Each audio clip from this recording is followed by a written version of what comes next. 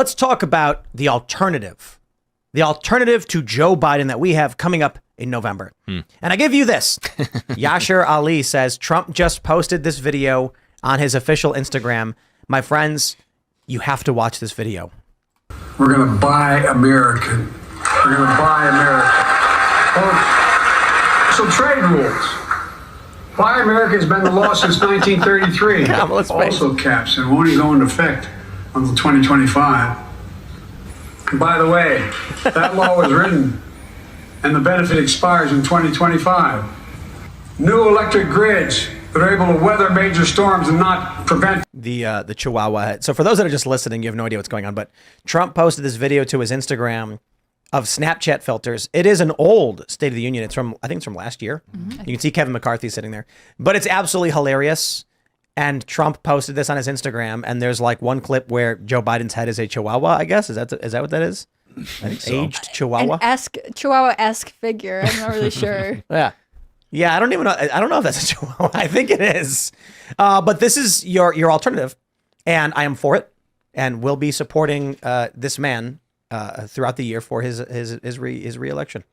And I think he's actually reaching a different audience, right? It's so many political consultants would say, you can't do that type of stuff, but he's actually going after the younger voters who can relate to this and making politics. Politics has become cultural right now, and President Trump understands that. He's doing a really effective job at reaching that audience. So, I think it's hilarious, and I think a lot of Americans do too. What is this face? Like, what?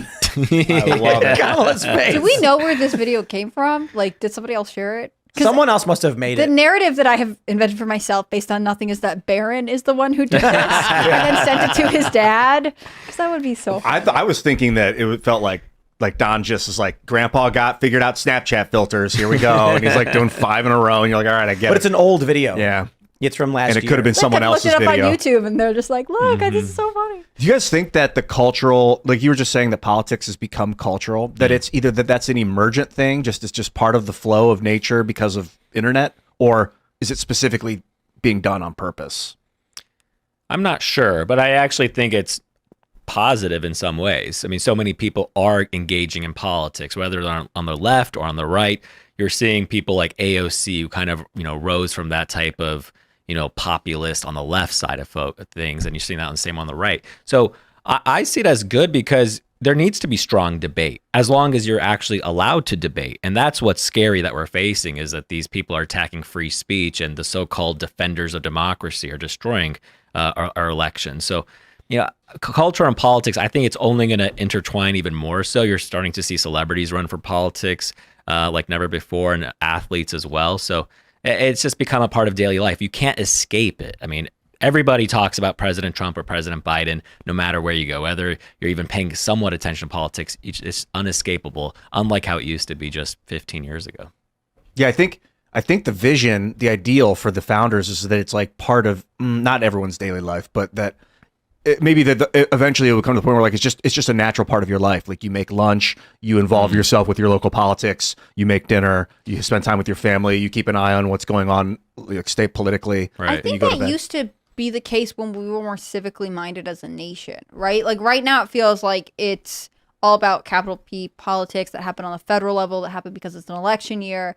But when people were more involved with just like local groups, they volunteered more outside the homes, they were more involved in their religious communities, right? Like, they had an impact on the community that wasn't necessarily affiliated with a political party, although it had effectively a political influence on their community, right? They had values, they wanted to see them carried out. They maybe went to town meetings to ask for certain things, or they organized together to accomplish certain tasks. But we just drifted away from that as an American culture. And there are a couple of different reasons for that, but predominantly one of the reasons is because we're deeply online now. We're not actually spending time, going to school board meetings. We are, much more likely to be reading about, again, national level politics as opposed to what's going on in our communities.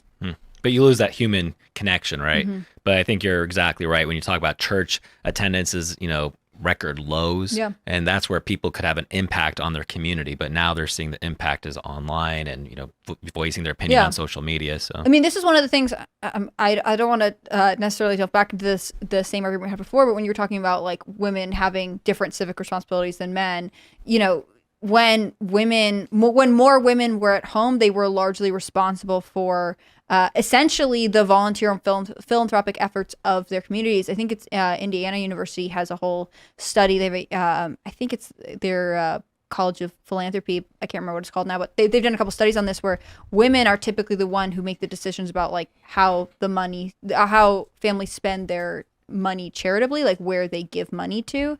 And again, it's reflective of this part of culture that we sort of lost when we sent women into the workforce, right? Like no one person can really accomplish all the things you need to run a household. We know, I mean, any working adult knows this, like there's just always something you have to take care of.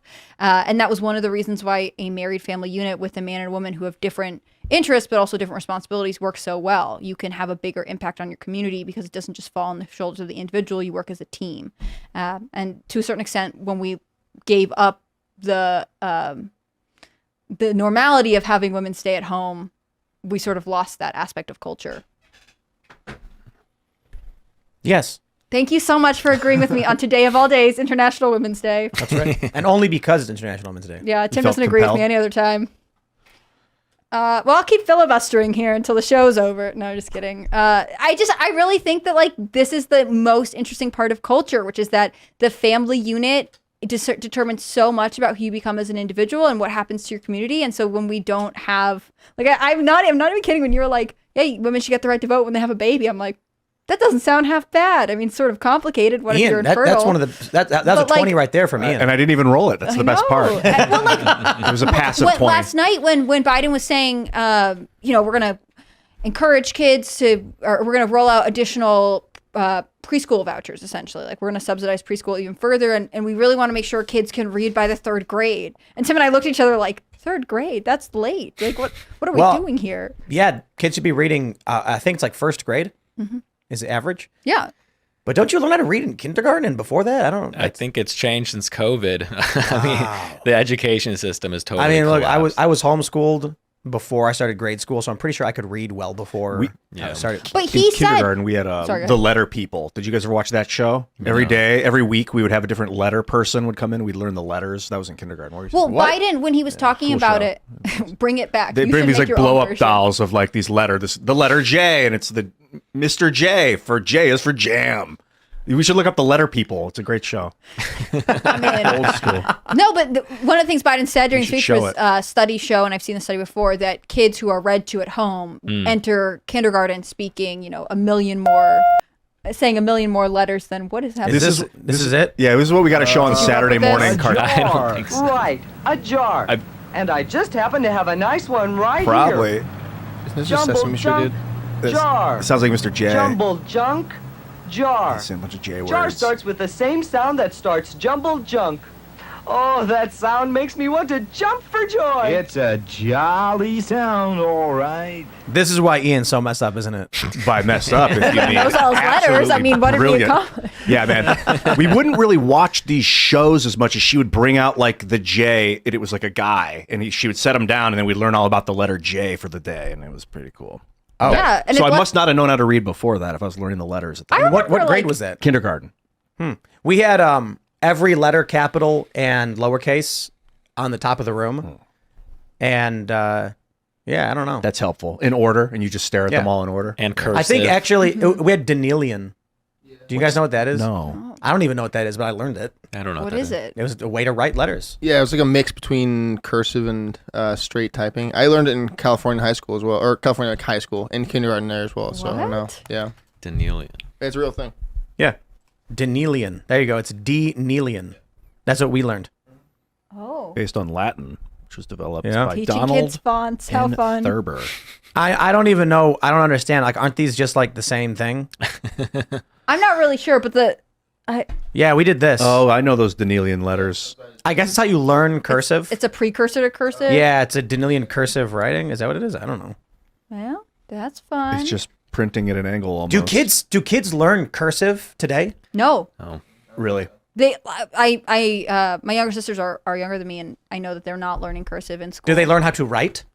They can write, but it is interesting how many kids are online all the time, or like, post when school started going back after the pandemic, a lot of them came home with like iPads or whatever, and it was like there are no more snow days because either we're planning to be out because of a COVID lockdown, or if we get snow. And either way, you just do work on your tablet, which really feels like it's ruining a part of culture. I will say this. You know, what stats are 1 through 20, right? Yeah. My writing is a 2. A D&D stats? Is it 3 2? 3 through 18, really. So like I can type real fast and real well. And it was really funny because I've never been good at writing. Like I can write, but it looks like the SpongeBob meme. Oh yeah. Where like capitals and lowercase, and I don't even realize I'm doing it. I don't know why, because I just doesn't matter to me. Capital, lowercase, whatever. So I wonder what that is. You could get like a handwriting expert to give you like a psychological breakdown based on your handwriting. Be like, well, you must feel this way about this aspect of your life if your B's are written like that. I just put random capital letters and lowercase. That's awesome. Because it must mean something. Like some sort of emphasis or something. When I type just fine. I saw some video of a teacher saying she had to practice writing differently when she was writing on the whiteboard for her like elementary school students, because on her own she makes all of the letters the same size, whether they're capital or lowercase, but you have to distinguish them for young students who are learning the difference. That's this right here. So this, like what we did, see the dotted line in the middle? Mm-hmm. That's how you did. The lowercase letters are underneath it and the uppercase go over it. Yeah. So they're not teaching this in school anymore? I don't know. I don't know that they ever actually taught Danian in like not for me. Yeah, not common at all. I hated cursive. They made us write cursive, and then we would do it 3rd, 4th grade, and they're like, you have to write this stuff in cursive. So one day I just printed it instead, and they didn't say anything. They didn't give me an F. They didn't. And then they took it. They read it. So I was like, wow. They tell me you have to write in cursive, but I guess you don't. Yeah, but those girls who stuck with cursive are now making bank, like addressing envelopes for weddings and stuff like that. They've got beautiful handwriting. They have a whole Etsy business. But like how do kids? What are kids are writing, but they're not doing cursive? How are they going to get signatures? Are they just going to scribble? I don't even think they're writing that much anymore. I think it's really gone to iPads and computers. So you're probably going to see the penmanship go way down. And I'm like you, my handwriting I'm a lawyer. It was awful. I could never even read my own handwriting. So I'll worry about this next. But this is the thing. Look, we are. How old are you, Abe? 32. 32. And that would make Ian the oldest. I'd be second oldest. And then who's older between the two of you? Serge is older. Yeah. So all of us, even, Hannah Claire, you know this because you have younger siblings. Is that what you're saying? But I didn't even realize kids aren't learning to write the same way. Imagine what happens. So we write all this sci-fi dystopian stuff, and we're like, oh, the AI, people are going to plug in, and they're going to be carrots, and they're going to do weird things. It's worse than that. There's going to be an EMP, and all of like Gen Z and under. Gen Z will be the last writing generation. So you're going to have a bunch of 17-year-olds being like, how do I share my thoughts? It's like, write it down. Here's a pen and paper. I'm like, and they can't do it. Think about and then it's like the world's going to end. There's going to be an EMP. Gen Z will be in their 50s, and they'll be like the lost art form of writing with a pen. No one does it. Or the one that gets me is memorizing phone numbers. Like I remember memorizing people's phone numbers because I didn't have a phone, and also like if you're wherever, you need your friend's phone numbers, your parents' phone numbers, whatever. Like lots of kids get cell phones so early that and you think adults too. Like I don't know that I couldn't tell you anyone in this room's phone number. I don't think I tell you my best friend's phone number because but I can their name is in my phone. But I can tell you my home phone number from when I was a kid. Yeah, me too. I can tell you my best friend's phone numbers from when I was a kid. I can remember probably like a decent amount of them, actually.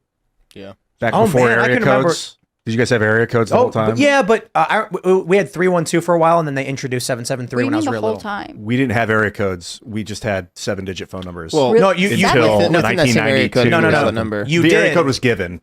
It was Exactly. only 330. Or it was, So right. So Ian, what this means 3 is when you are in an area code, you don't need to add the area code. Mm-hmm. correct. It was So before in long Chicago- distance, before digital phones and all that. No. So No. before in the 90s, in the early 90s, I believe Chicago had just 312, and then they introduced a second one, 773, and then all of a sudden now we had to know if we were 312 or 773. The suburbs were 708. And the western suburbs, I think, northwest suburbs. Actually, I think a lot. I don't. It's 847, but I think that might go down to a little southwest as well.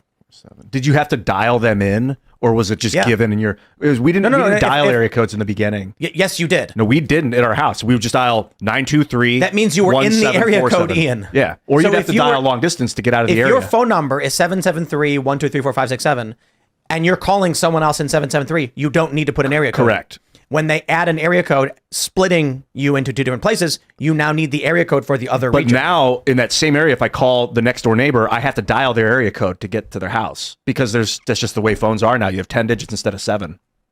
No, I don't think that's you correct. don't. If they have Yeah. the same area code as you don't have to dial. Right. Are you? I've never tried it with my phone.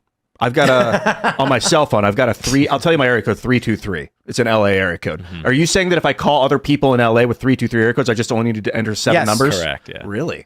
I've never tried that. That's how it's always been. And I'm pretty sure that's true because there are still parts of this country that do not include the area codes on their stores. And like area codes are weird now because I got this 323 number while I was living in like New York. I just got an LA area code because I like because you can choose whatever one you want. Yeah. And there are people who intentionally get area codes to seem important. Yeah. So they'll go and they'll be like, I want a Beverly Hills, California. And they'll say, okay, what are LA's? We got 818. That's like Long Yeah. Beach. Right. 323. 323. 213. 213. Yep. Is there a 7 How do you guys know this? I don't even Well, I know lived in any LA. phone I live in number. LA. decade of life? I have I have I actually I'm not gonna I'll say this. I'm not gonna give up my area code because I don't want people to find out. But it's a rural middle of nowhere area code on purpose. Oh, nice. Yeah. I got mine as kind of a vanity area code. I was like, I want to have some LA in me for the rest of my life. When I was getting 323 my or phone, bust. they were like, they wanted the area code here, and I was like, no. And then I was like, I pulled up maps and I looked, and I was like, ooh, middle of nowhere. And so anyway, what you're saying, I used to memorize phone numbers too. Yeah. Memorization. So what's going to happen with neural net? Are people going to, when they read now on the internet, like we still open up a computer screen, we read words. We have to learn the words and the letters and read. But are you just going to get the information and you're not actually going to have to read it? You're just going to learn what the meaning But is? doesn't that take something out of it if it just gets put in your head versus having to critically analyze it and memorize it and like? Yeah, we're becoming the takes, board. Totally it takes different language out of it, it's a new form of language. If there's no letters, then there would be no reading, and then the people literally would not have to learn how to read in order to receive data. And then if the power goes out, we got a bunch of illiterate hominids. Well, it's like Idiocracy. Have you guys seen that movie? Yeah. It's basically a documentary that we're witnessing. No, I think Idiocracy got it way wrong. Why is that? Because Not everyone wears Crocs now. Yeah, Crocs are because cool. what's happening right now is that liberals are aborting their kids and sterilizing their kids. And so if you were in the premise of the film is the stupidest people tend to reproduce the most and the smart people don't. But that ignores political ideologies. And so even at the time when Mike Judge made Idiocracy, you could have calculated that either Islam or Christianity would dominate within 500 years. Because it is part of their fundamental religious beliefs to have children and to proselytize. So I think Idiocracy doesn't work as it makes sense to liberals because they live a bubble. And so when I was younger, I was like, haha, wow, that's really funny. Now that I'm older and I'm watching what's going on, I'm like, oh, liberals are self-destructive.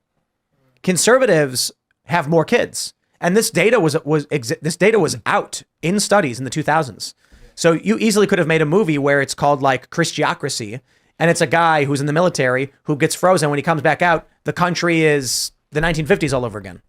And it's like there was a period of tumult where a bunch of weirdo liberal lunatics were doing crazy things, but they all sterilized themselves and had wild sex parties. And then after 20 years, they were gone. Thanks for watching this clip from the Timcast IRL podcast. Hang out with us live Monday through Friday at 8 p.m.